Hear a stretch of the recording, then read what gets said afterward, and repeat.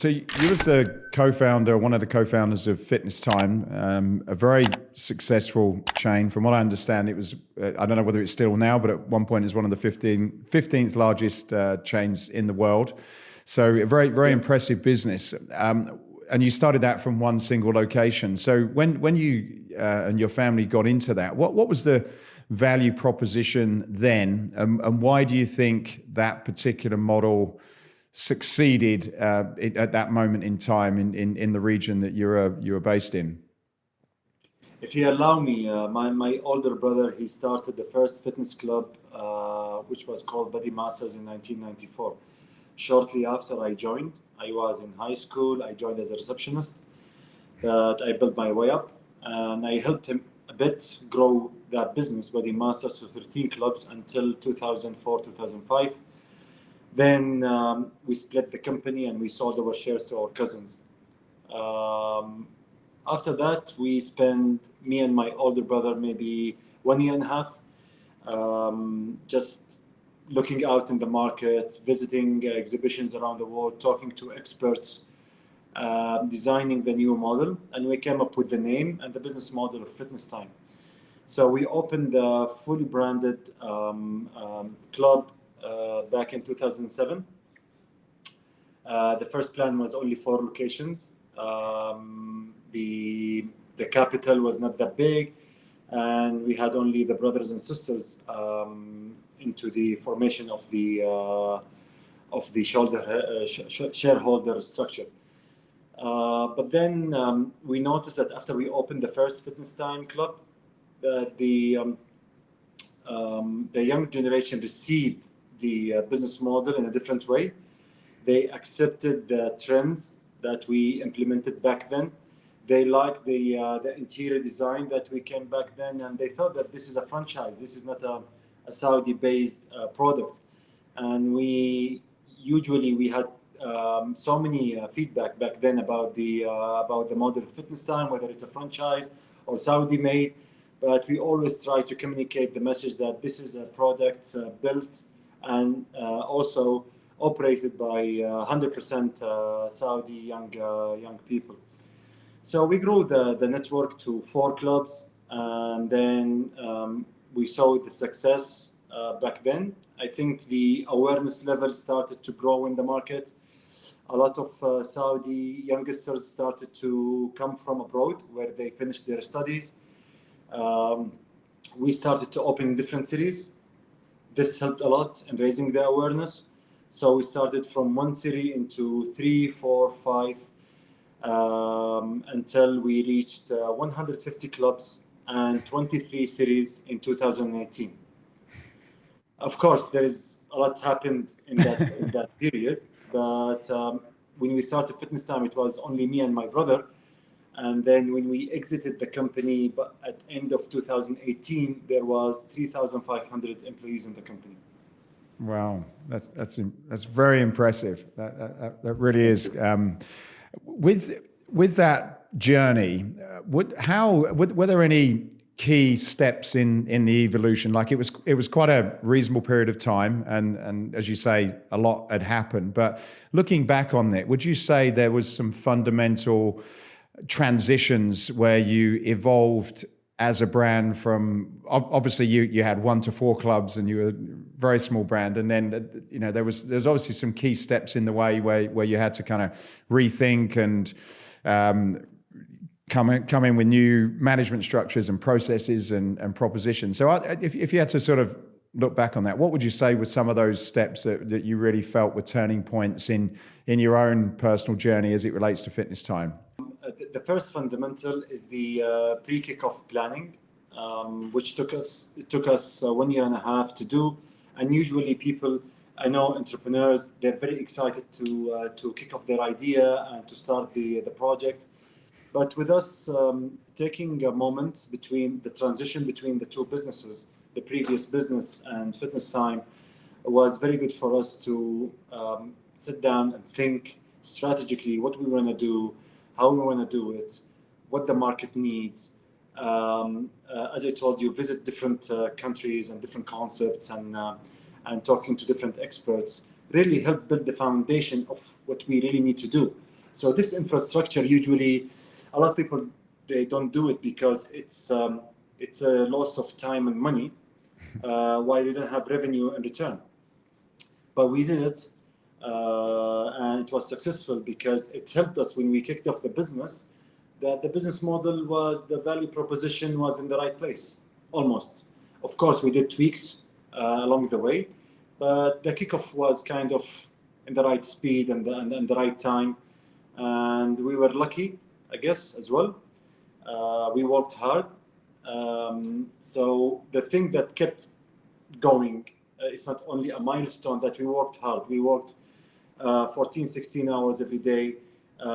We were thinking about fitness every single moment of the day. When we wake up, when we go to sleep, we were fired up. The passion was driving. And although we didn't have competitors back then in the Saudi market, but we felt that time is our competitor and we wanted to dominate the market. Whenever we opened, we were selling memberships and changing people's lives. So it was a good feeling. The second milestone I remember after we kicked off is we said, okay, we open now Fitness Time brand. Is there different categories in the market where we need to have the accessibility to? So we studied the different categories in the market, and we came up with the Fitness Time Pro, which is the budget level. We came up with Fitness Time Plus, which is the high-end level. And also we did Fitness Time Junior for kids between 6 years old and 17. And their facilities would include swimming pools, outdoor activities like soccer, football, basketball, and other stuff, and martial arts as well. So we expanded the offering to include the whole family, let's say, but in a very private and separate facilities. Then in 2013, one of the major milestones, a big private equity reached out to us under the name Corp. They're very famous in the Middle East. Also, they have an office in New York. They do a lot of transactions around the world. So we sold them a minority of the business, 25%. It was a good deal back then. And we really wanted three things from that deal. First, of course, the cash in return from the transaction. But second, to improve us as a business. Because I know that we are a family business, but we work with, let's say, local practices. And these guys, they come with international experience. And third, if we can also utilize their network and connections to improve our supply chain and to improve our processes. So it was a very successful relationship with them. They got 2 seats on the board, and they were very influential, especially on me personally and in the business in a broader vision. And after a year of them joining us, I asked them to help us change the company from a family business company to an international corporate. Because back then there was an idea to go IPO, to go to the public market. That was the ultimate goal in the horizon. But we can't go with a weak infrastructure in terms of policies and practices and procedures. So they agreed, and we brought on an international firm back then in 2014, a consultation firm, and they stayed with us for 1.5 years. We developed a very clear scope on how can we move this family business that works under pure centralization into an international corporate that works under policies, procedures, and authorization matrix, and a very clear org chart. Of course, the project includes a lot of things, but I'm talking only about the main points. So in 1.5 years, we managed to do this. I didn't want to do a consultation project with a paperwork that you can keep in the drawer. No, I wanted to implement that project as we go. We implemented it, and we restructured the whole management team. And I think after 1.5 years, let's say early 2016, we felt very confident about the management team. I felt very confident about the team that surrounds me, because growing a network from 0 to 10, it's fairly easy to be around, the brothers. But then when you want to grow beyond that, I think you need smart people around you to help you build the business. So I don't give the credit to me or my brother or the other brothers in the business, but I always give the credit to the team that really helped the growth. In 2015, we signed a deal with FC Barcelona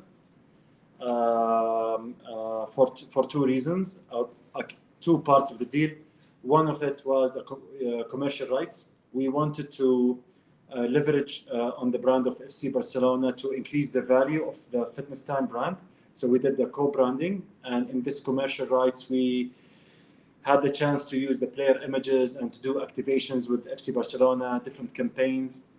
And we had this for 3 years. Alongside this project, we also did the FCB Escola, which is the academy. So we took the FCB Barcelona Academy into Saudi. It was one of our social responsibility projects.